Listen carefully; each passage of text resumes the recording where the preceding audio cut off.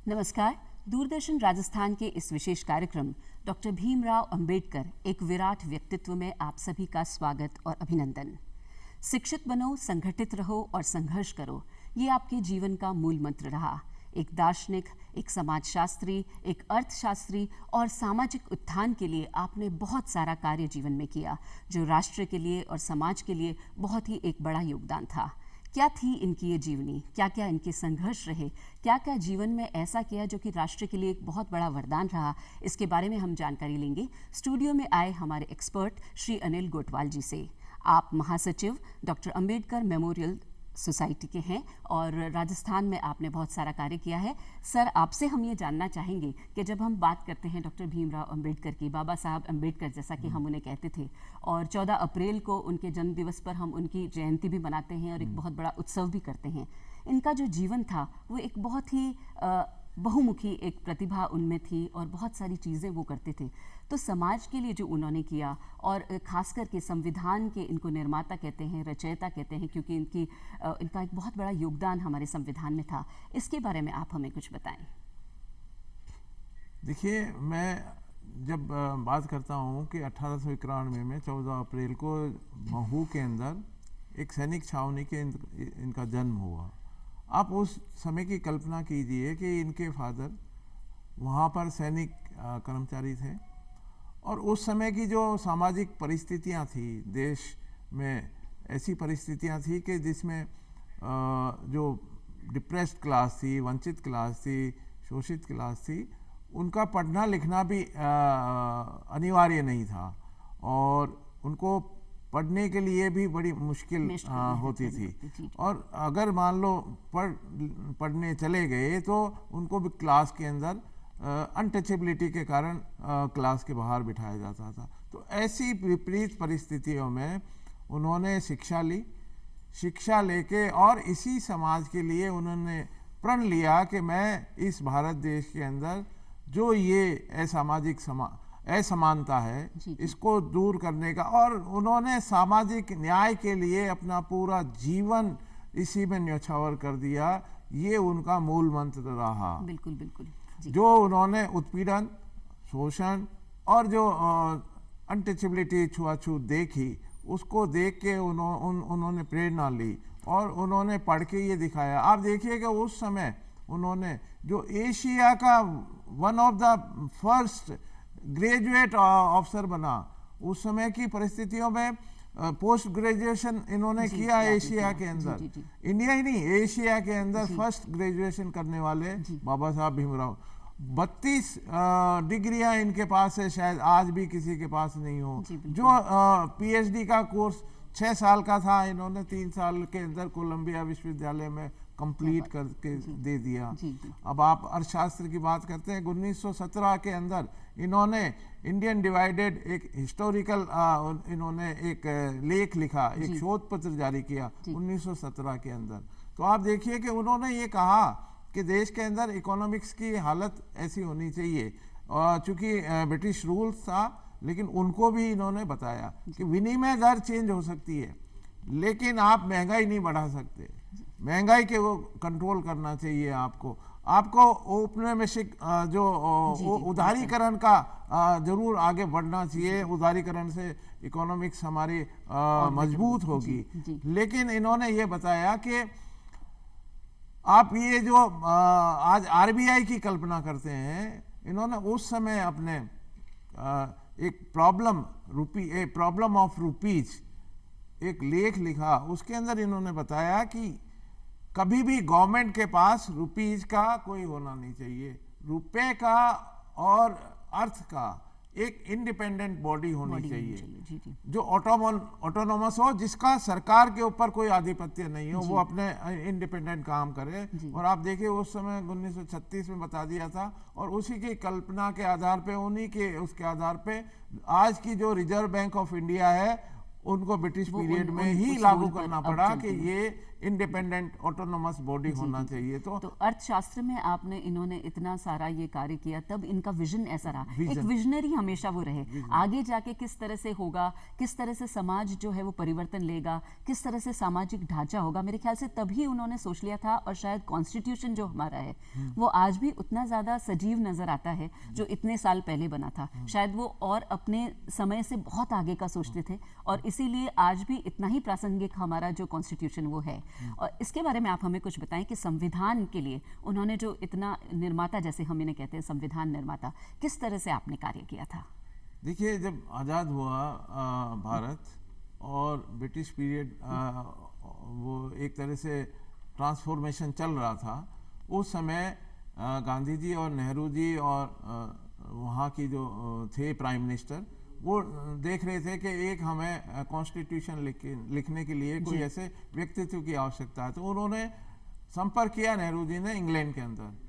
तो उन्होंने ये कहा कि आप, ये आपके पास हीरा बैठा है, आपके देश में बैठा है हीरा, और आप हमारे यहाँ ढूंढ रहे हो कि कॉन्स्टिट्यूशन।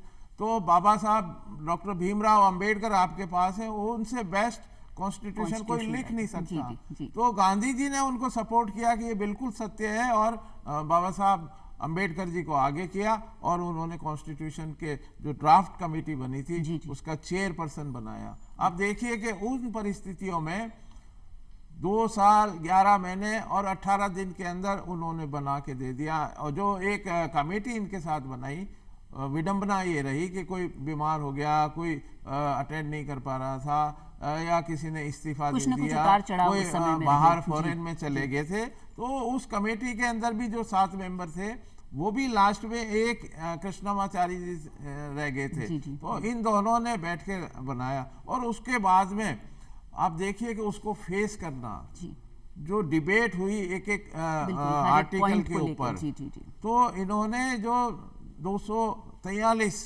करीब आर्टिकल बनाए, 13 आर्टिकल बने, और ये सारी एक एक चीज को इन्होंने डिफाइन करके, हर एक शब्द को मेरे ख्याल से किस तरह से पिरोना था कि वो उस समाज के लिए हर समय के लिए बिल्कुल ही एक एप्ट उस समय हो। और ऐसा नहीं था कि उसके अंदर तय ये हुआ था कि कोई भी इसके ऊपर मत का विभाजन नहीं होगा, वोट डिवाइड नहीं होगा, लेकिन सबकी सहमति बना के और कॉन्स्टिट्यूशन बनाएगा। तो जो डिबेट होती थी, कॉन्स्टिट्यूशन डिबेट, उसके अंदर सबसे सहमति प्राप्त करके ये इतना कॉन्स्टिट्यूशन को बनाया। और ये मेरे ख्याल से एक बहुत ही बड़ी बात है कि जहाँ इतना सारी डाइवर्सिटी है, जहाँ इतने सारे अलग अलग थॉट्स चलते हैं, ऐसे में एक ऐसा थॉट लाना जिसपे सहमति हो और उसको आगे बढ़ाना और उसको इस लेवल तक लेके आना कि वो एक सबसे बड़ा कॉन्स्टिट्यूशन पूरे वर्ल्ड में हमारा माना जाता है। और शायद यही कारण रहा, और भारत रत्न जो इनको एक अवार्ड मिला, उसके बारे में आप हमें बताएं कुछ। देखिए, ये ज़रूर एक थोड़ा सा लगता है कि समय के अनुरूप नहीं मिला, पहले मिल जाना चाहिए था, तो कुछ प्रॉब्लम रही होगी। तो इसको देखते हुए सन 1990 के अंदर वीपी सिंह की सरकार ने इनको भारत रत्न की उपाधि देने का सरकार ने मानस बनाया, तब इन्हें मरणोपरांत ये भारत रत्न जो आपको प्राप्त हुआ। तो हमने जब हम किसी भी समाज की बात करते हैं और उसके सोच की बात करते हैं, तो जो समाज को बनाती है और जो एक घर को बनाती है और एक पूरे विश्व को, पूरे देश को बनाती है, वो होती है महिला। महिलाओं के उत्थान के लिए, उनको एक मेन स्ट्रीम में लाने के लिए, उनको बराबरी का दर्जा देने के लिए बाबा साहब ने बहुत सारा काम किया था। तो महिलाओं के लिए क्या क्या उनका वो रहा योगदान, उसके बारे में आप हमें थोड़ी जानकारी दें। देखिए, सबसे एम्पावरमेंट, वुमेन एम्पावरमेंट के तो वो प्रणेता रहे इंडिया के अंदर। मैं एक उदाहरण दूं, जब संविधान बन रहा था और ये इंग्लैंड गए थे, इंग्लैंड से हमारे पॉलिटिकल इश्यूज को उन्होंने अडॉप्ट किया, तो वहां पर महिलाओं को वोट देने का राइट 200 साल बाद मिला। इन्होंने इंडियन कॉन्स्टिट्यूशन जब बनाया तो फर्स्ट हैंड में कहा कि महिलाओं को तो पहले मिलना चाहिए। तो आप ये देखिए कि बराबर का राइट वहां से शुरू कर दिया इन्होंने महिलाओं का एम्पावरमेंट, के नहीं, महिलाएं भी बराबर वोट अधिकार देगी। जो वोट का अधिकार मिला महिलाओं को, सबसे पहला ये एक बहुत बड़ा चेंज हुआ, डाइवर्सिटी हुई इंडिया के अंदर, रिवोल्ट हुआ। इतनी जो चलती इकोनॉमी थी, इतनी मतलब जो महान इकोनॉमी थी, वो भी 200 साल बाद 200 साल बाद महिलाओं दे को पाई, वोटिंग राइट मिला था। और इंडिया बहुत- बनते फर्स्ट कॉन्स्टिट्यूशन में उन्होंने राइट दिया। अब आप देखिए कि महिलाओं के लिए जब लेबर इनको 42 के अंदर गवर्नमेंट ऑफ लेबर जब करना पड़ा, जी लेबर के नहीं, लेबर मिनिस्ट्री के अंदर ये रहे, तो इन्होंने सबसे ज्यादा सुधार लेबर के लिए किए। उन्होंने महिलाओं के और पुरुषों के श्रमिकों को, महिलाओं को भी 14-14 घंटे इनको ये श्रम लिया जाता था और डेली वेजेज नहीं मिलता था, बराबर वेजेज नहीं मिलता था। तो इन्होंने सबसे पहले ये कहा कि आप महिलाओं को भी आप 8 घंटे से ज़्यादा नहीं रखेंगे, और पुरुषों के लिए भी कहा। मैटरनिटी लीव का जो प्रावधान आया, जो कंसेप्ट आया, वो बाबा साहब ने फर्स्ट टाइम लागू किया कि अगर महिला कोई श्रमिक है और प्रेग्नेंट है तो उनको मैटरनिटी लीव दी जाए। बहुत बड़ी सोच ये अपने उस समय की सोच, और ये एक उन्होंने प्रावधान किए कि इनके वेजेस तय हो। ये नहीं है कि 8 घंटे कर रहा है तो महिलाओं को भी समान। पहले क्या होता था कि महिलाओं को तनख्वाह 3/4 मिलती थी पुरुषों के मुकाबले। पुरुषों को जैसे 100 रुपए मिलते थे तो महिलाओं को 75 मिलते थे। महिलाओं को इक्वल राइट्स, इक्वल वेजेस दिलाने के लिए उनको। आप ये देखिए कि जो फर्स्ट उन्होंने लेबर एक्ट बनाया इंडिया के अंदर, उसके अंदर उनको श्रमिकों को उस जो प्रोसेस होता है जिसके अंदर प्रशासन चलता है उसमें शामिल कराने का राइट दिया। तो बहुत बड़ी बात की। तो आप ये देखिए कि इंडस्ट्रीज के अंदर एक ट्रेमेंडस चेंज आया कि जब श्रमिकों का उसके अंदर प्रशासन में हिस्सेदारी हुई तो आपका उत्पादन बढ़ा। उन्होंने ये प्रूव करके बताया कि आप श्रमिक को शामिल करोगे तो आपका उत्पादन बढ़ेगा, वो बढ़िया काम करेगा, वो हैप्पी होगा। अपने अर्थशास्त्र की जो नॉलेज थी उनकी, जो इकोनॉमी की एज एन इकोनॉमिस्ट उनकी जो नॉलेज थी, उसको भी उसमें यूज करके श्रमिकों का जहां एक और उत्थान हुआ, वहीं दूसरी और देश को भी बहुत ज्यादा फायदा हुआ उस बात से। और उन्होंने बहुत सारा कार्य विद्युत के लिए, जल के लिए किया। जैसे बिजली बहुत ज़रूरी है, हर व्यक्ति तक बिजली पहुंचनी चाहिए, या जल का सबको, जल के ऊपर सबका राइट है कि सबको जल पहुंचना चाहिए। तो बहुत सारे ऐसे प्रोजेक्ट्स थे जिनमें उन्होंने वो रहे हैं। उसके बारे में आप हमें कुछ बताएं। एक आपको उदाहरण बताऊं, तो शायद उसके बाद हुए या नहीं हुए, लेकिन आज़ाद भारत दामोदर घाटी जो वैली बनाई थी, तो उसके अंदर जल प्रबंधन की इनको वो दिया था चार्ज। तो आप देखिए जो 4 साल में बनना था, इन्होंने 3.25 साल में कंप्लीट करके सरकार को करा दिया। ये इनका सुपरविजन और ये उनका सोच था कि किस प्रकार से लेबर का और इनका संयोजन किया जाए ताकि इसका प्रोजेक्ट वो समय से पहले पूरा हो। ये इनका विजन रहा था। और भी कई ऐसी परियोजनाएं हैं, दामोदर घाटी है, भाखड़ा नांगल है, भाखड़ा नांगल में भी इनका काफी योगदान रहा। और इन्होंने एक दिशा दी और इन्होंने ये कहा कि पूरे भारत को आप जो ये वेस्टेज हो रहा है पानी, नदियों का जोड़ बना दो। ये उस समय कहा था कि आप नदियां पूरे भारत के अंदर बना दीजिए। वो कंसेप्ट उस समय माना नहीं गया कि ये ऐसे, लेकिन आज ये है कि सब बना रहे। राजस्थान के अंदर इंदिरा कैनाल आई है और वो आई रही है। पानी का सदुपयोग कैसे हो, उन्होंने ये करके दिखाया। उनका विजन था। तो वो तब जो एक शुरुआत की थी, उसको धीरे धीरे शेप होते होते आज हम इस लेवल पे आ गए हैं कि उनके जो रिफॉर्म्स उस समय थे, पानी को लेके थे, जल को लेके थे, या इस तरह की चीज़ों को लेके थे, वो उस समय हुए। जब हम संगठन की बात करते हैं तो जो सहकारी समितियां, सहकारी जो वो था, उसमें उन्होंने बहुत सारा काम किया था। किस तरह सहकारी एक रूप से किसान सहकारी जो हम बात करते हैं, किस तरह से वो कार्य हुआ था? देखिए, वो उसके अंदर एग्रीकल्चर के अंदर काफ़ी इन्होंने अपना जो इकोनॉमिक्स होने के नाते शोध पत्र रिसर्च किया। रिसर्च में इसने ये कहा कि इंडिया के अंदर छोटी छोटी खेती है, छोटे छोटे जोत हैं, मतलब आप सामूहिक खेती को अपनाइए, क्योंकि इंडिया के अंदर अभी ऐसी साधन नहीं है। हमारे यहाँ कभी वर्षा होती है, कभी सूखा पड़ता है, कभी बीज खराब आ जाता है, कभी कुछ ना कुछ ऐसा हो जाता है, कोई तो natural calamities, किसान को नुकसान होता है। तो हम नुकसान को दूर करने के लिए दो चीजें अपनाएं। पहला तो उन्होंने कहा कि हम सामूहिक खेती करें, आप जोतों को जोड़ दीजिए, एक है तो एक तो वो सिक्योरिटी हो जाएगी किसान को कि जब सब एक साथ जोड़ के अगर खेती करेंगे तो उनका श्रम और उनका पैसा भी बचत होगा, क्योंकि अलग अलग खुद बीज खरीद के लाएगा और फिर लगाएगा। तो उन्होंने कहा सामूहिक खेती होना आवश्यक है। उस समय आज जो ये प्रॉब्लम चल रही थी, एमएसपी की बात कही उन्होंने कि किसान को एमएसपी होना चाहिए, उनका मिनिमम सपोर्ट प्राइस सरकार दे। उस समय भी आपने ये इशू उठाया था कि अगर उनके साथ नुकसान होता है, उन्होंने फिर इसका हल भी बताया। उन्होंने ये कहा कि नहीं, आप इंडस्ट्रियलाइजेशन को भी शामिल करें खेती के साथ साथ। 12 माह खेती नहीं होती है, जब 3 या 4 महीने किसान खड़ा रहता है तो उनको आप और दूसरे इंडस्ट्रीज के अंदर शामिल करें, ताकि अगर मान लो नुकसान हो तो वो इंडस्ट्रीज को भी। तो आप ये देखिए वो एग्रीकल्चर और इंडस्ट्रीज को दोनों को साथ रखकर किसान का, उस आदमी का, लेबर का भला करके, और उन्होंने कहा कि नहीं, इससे विकास होगा देश का, लेबर का ही नहीं, देश का विकास होगा, उत्पादन बढ़ेगा, हमारा एक्सपोर्ट होगा, हम ज़्यादा पैसा कमाएंगे। तो ये सारा विजन जो था उन्होंने उस समय दे दिया था। एक महान सोच के साथ राष्ट्रवादी आप अपने आप में आप थे, और किस तरह से आपने ये सहकारी खेती और इस तरह के काम जो किए, जिससे संगठित होना सबसे इम्पोर्टेंट है, संगठित होना। तो जब संगठन हुआ, सहकारी खेती हुई, एक राष्ट्र के बारे में सोचा गया, एक राष्ट्रवादी आप रहे, इस विचार के बारे में आप हमें कुछ बताएं। हाँ, देखिए ऐसा है कि वो शुरू से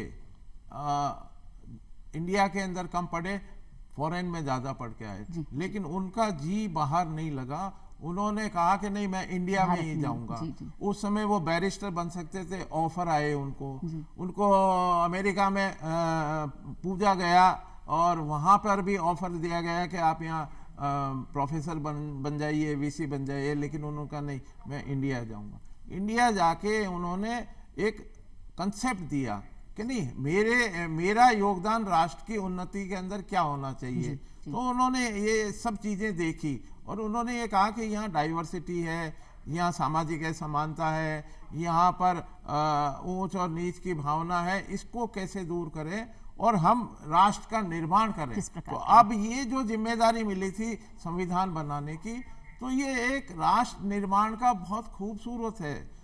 सभी को, सभी वर्ग को, चाहे वो औरत हो, बच्चे हो, अंडर प्रिविलेज हो, सभी वर्गों का उन्होंने ध्यान रखा। आप चाहे वो समानता के रूप में, चाहे वो अर्थ की समानता है, कानून की समानता है या और किसी की है, तो उसके लिए उन्होंने पूरे संविधान को इस तरह बनाया और राष्ट्र के निर्माण में अपना योगदान दिया। तो मेरा ये मानना है कि आज वो राष्ट्र के धरोहर को संजो के गए और सबको एक करके गए। अदरवाइज हमारे पड़ोसी मुल्क भी हमारे साथ आज़ाद हुआ, वहाँ कितनी बार आपातकाल लग गए और आज भी उनकी स्थिति है, लेकिन आज भी ये संविधान की वजह से हमारा जब हम समाज सुधार की बात आपने करी कि समाज को सुधारने के लिए, समाज के उत्थान के लिए, वंचित वर्ग के लिए, अंडर प्रिविलेज के लिए आपने बहुत काम किया। कैसे सबको मुख्य धारा में लाया जाए, किस तरह से उन सभी लोगों को जो कि कुछ चीज़ों से वंचित हैं, कुछ राइट्स से वंचित हैं, उन सबको इक्वल राइट्स मिले, इस पर आपने बहुत काम किया था। किस तरह से वो ये इस काम को अंजाम दे पाए? देखिए, एक बहुत बड़ा है चौदार तालाब, 27 की बात है, 1927 की। वहाँ पर पशु पानी पी सकता था, गाय जाके पानी पी सकती थी, लेकिन जो वंचित और पिछड़ा और दबा कुचला वर्ग था वो वहाँ पीने का पानी नहीं पी सकता था। तो उन्होंने एक अपनी दिशा दी और उनको समझाइश किया कि ये भी मानव है और मानव एक है, और उन्होंने वहाँ पर एक डिमॉन्स्ट्रेशन करके इकट्ठा किया और एक ये दिशा दी कि मैं यहाँ पानी पीऊँगा, आप सबको अलाउ कीजिए। ऐसे ही उन्होंने वहां से उस तरह से वहां से एक टोकन रूप में जी, जी, जी। समझाइश की, तो लोगों के समझ में आया कि सभी इक्वल हैं। इक्वल है। बाबा साहब जो थे, डॉक्टर भीमराव अंबेडकर थे, उनकी सोच जो थी वो अपने समय से कई ज्यादा आगे चलती थी, चाहे वो अर्थशास्त्र को लेकर थी, चाहे समाज को लेकर थी, जो मुद्रा के लिए जो उन्होंने कार्य किया, जो वित्त उसमें कार्य किया, उसके बारे में आप थोड़ी हमें जानकारी दें कि उन्होंने इकोनॉमी को किस तरह से रिफॉर्म करने में मदद करी। मैंने जैसा बताया कि उन्होंने 27 में शोध लिख दिया था इंडिया के लिए, और ये रिजर्व बैंक की जो कल्पना थी वो उन्होंने 32 के अंदर दी कि आप इसको जो रुपीज है, प्रॉब्लम ऑफ रुपीज, उस समय क्या था कि एक्सपोर्ट होने लग गया था और इंडिया के अंदर बहुत इकोनॉमी नीचे जाए, क्राइसिस होने का था। तो इन्होंने कहा कि नहीं, रुपीज को और इनको एक इंडिपेंडेंट बॉडी होनी चाहिए, वो ऑटोनोमस बॉडी ही इसको काम करेगी। विनिमय दर जो हमारे एक्सचेंज की है वो ऊपर नीचे हो सकती है, लेकिन महंगाई आप उसके ऊपर चेक लगाना है। तो ये आप देखिए कि उन्होंने महंगाई को रोकने के लिए उस समय उपाय दिया। मैं आप यहाँ जो आज हम गिना रहे हैं, और आपने एम्पावरमेंट की, महिला एम्पावरमेंट की बात रखी थी, मैं उसके अंदर कुछ और जोड़ना चाहता हूँ। जी बिल्कुल।